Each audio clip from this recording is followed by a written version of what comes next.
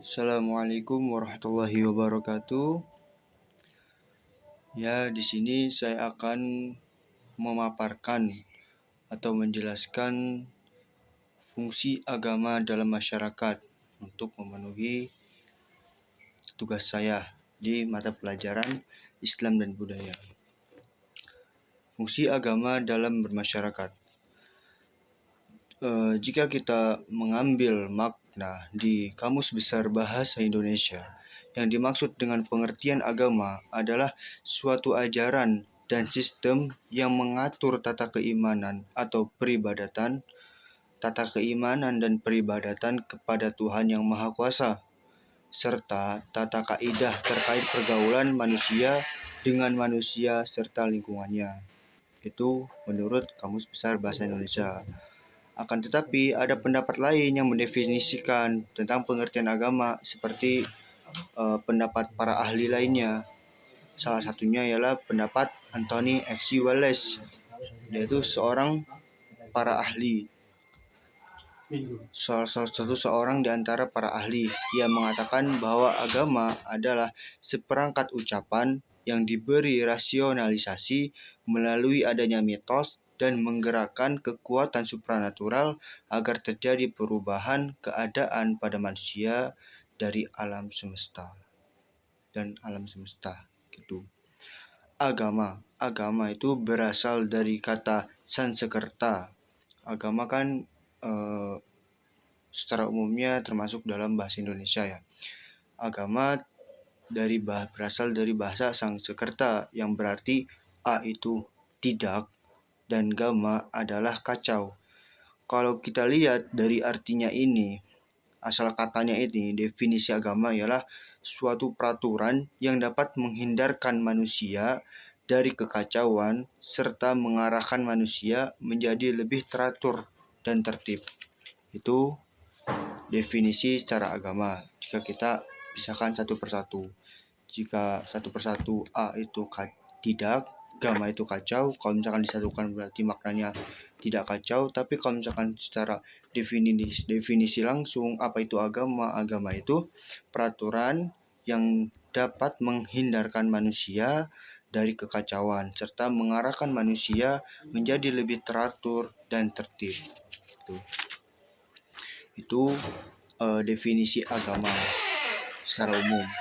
Fungsi agama secara umum ialah kehadiran agama memiliki peran dan fungsi yang cukup banyak dalam kehidupan manusia. Adapun beberapa fungsi agama adalah sebagai berikut. Yang pertama, sebagai pedoman hidup manusia dalam kehidupan sehari-hari, baik secara individu maupun kelompok. 2. Sebagai sumber aturan tata cara hubungan manusia dengan Tuhannya dan juga sesama manusia. Yang ketiga, sebagai pedoman bagi manusia dalam mengungkapkan rasa kebersamaan dengan sesama manusia. 4.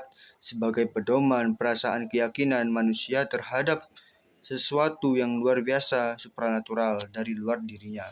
Yang kelima, sebagai cara manusia mengungkapkan estetika atau keindahan alam semesta dan segala isinya.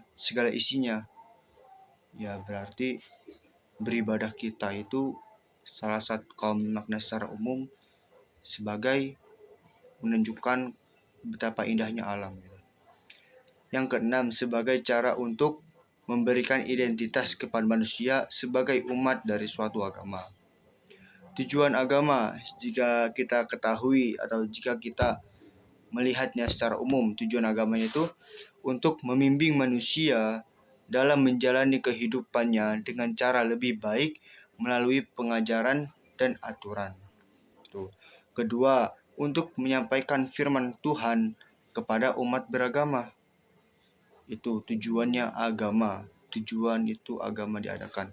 Yang ketiga, untuk membimbing manusia menjadi individu yang berakal dan dapat menemukan kebahagiaan di dunia dan akhirat. Keempat, untuk membuka jalan bagi manusia yang ingin bertemu dengan penciptanya ketika mati kelak, bukan pas hidup mau ketemu sama penciptanya, enggak. Gak ada namanya penciptanya. Tuh. Sekarang kita masuk dalam definisi agama secara khusus. Kan agama di Indonesia ini ada banyak. Ada Islam, Konghucu, Kristen, Katolik, Buddha, Hindu, dan lainnya. Akan tapi sini saya akan mendefinisikan atau mengkhususkan kepada satu agama, yakni agama Islam. Agama Islam itu apa? Agama Islam adalah agama yang dibawa oleh Nabi Muhammad SAW. Dengan agama inilah Allah menutup agama-agama sebelumnya. Allah telah menyempurnakan agama ini bagi hamba-hambanya. Dengan agama Islam ini pula Allah menyempurnakan agama ini bagi para hambanya berupa nikmat atas mereka. Jadi dengan kata lain, di dalam Al-Quran Allah mengatakan Inna dina indallahil Islam. Agama yang Allah pilih itu hanya agama Islam. Allah SWT berfirman, "Maka na Muhammadun aba ahadum minar rijalikum walakin rasulillah wa khataman nabiyyin wa kana Allahu bikulli syai'in alima." Dalam Quran surat Al-Ahzab ayat 40. Di dalam surah Al-Maidah ayat 3, "Al-yawma akmaltu lakum dinakum wa atmamtu 'alaikum ni'mati wa raditu lakumul Islam madina." Intinya, pada hakikatnya manusia adalah makhluk sosial yang mana tidak akan terlepas peranan antar satu individu dengan individu yang lainnya. Jadi manusia itu makhluk yang saling membutuhkan antara satu dengan satu sama lainnya. Islam adalah agama yang salah satunya menyuarakan kesetaraan derajat, tidak memandang remeh suku lainnya juga. Dan Islam juga mempererat, mempersatukan segala suku yang ada gitu, bukan semakin memecah belah, bukan semakin memporak-porandakan, bukan semakin membeda-bedakan, akan tetapi Islam juga menyatukan antara kamu dan aku, antara aku dan kamu, antara suku satu dengan suku lainnya. Itu Islam. Dan tidak pernah membedakan, tidak pernah memandang kamu siapa, aku siapa, dia siapa. Itu Islam. Fungsi agama Islam. Fungsi agama Islam dalam kehidupan kita ada banyak sekali. Fungsi agama Islam sama seperti fungsi-fungsi agama pada umumnya. Saya akan mengulas sedikitnya. Yang pertama, sebagai sarana pendidikan. Agama Islam sebagai sarana pendidikan sangat cocok bagi kita. Karena kenapa? Karena di dalam Islam itu kita mengambil dari sumber Al-Quran. Yang mana sumber Al-Quran ini kitab yang Allah turunkan melalui malaikat Jibril kepada Nabi Muhammad dari 1440 tahun yang lalu hingga saat ini. Al-Quran isinya dari Al-Fatihah sampai An-Nas tidak pernah berubah sama sekali. Pernah berubah hanya covernya aja. Tapi dalam isinya, maknanya, kata-katanya, lafadznya, tulisannya sekalipun tidak pernah berubah dan tidak pernah berkurang sekalipun. Karena kenapa? Karena Allah telah berjanji dalam Al-Quran, sesungguhnya kami yang menurunkan Al-Quran, kami yang menurunkan Az-Zikra, dan kami juga yang akan menjaganya. Inna anzalnahu dzikra wa inna lahu lahafidun. Kurang lebih seperti itu ayatnya. Nah, Allah berjanji bahwasanya kami yang akan menjaga. Maksudnya Allah yang akan menjaganya. Jadi, kalaupun ada Al-Quran yang diubah, yang dikurangi ayat-ayatnya, atau yang dilebihkan ayat-ayatnya, ya, yang dengan orang-orang yang kurang bertanggung jawab, yang mana mereka lebih mementingkan kenikmatan diri mereka sendiri, itu Allah ubah, Allah akan hapus gitu. Yang kedua, fungsi kedua, sebagai sarana untuk keselamatan. Islam, dalam hukum Islam semuanya teratur. Dalam agama Islam semuanya teratur, terurus. Baik itu dari kita di dalam kamar mandi, kencingnya kita, sholatnya kita, apalagi jalannya kita sekalipun di dalam, maupun itu di jalan yang tempat sepi atau di jalan raya, bahkan nongkrong sekalipun itu dibahas dalam agama Islam. Karena kenapa? Karena untuk keselamatan kita, apalagi ketika berinteraksi sosial.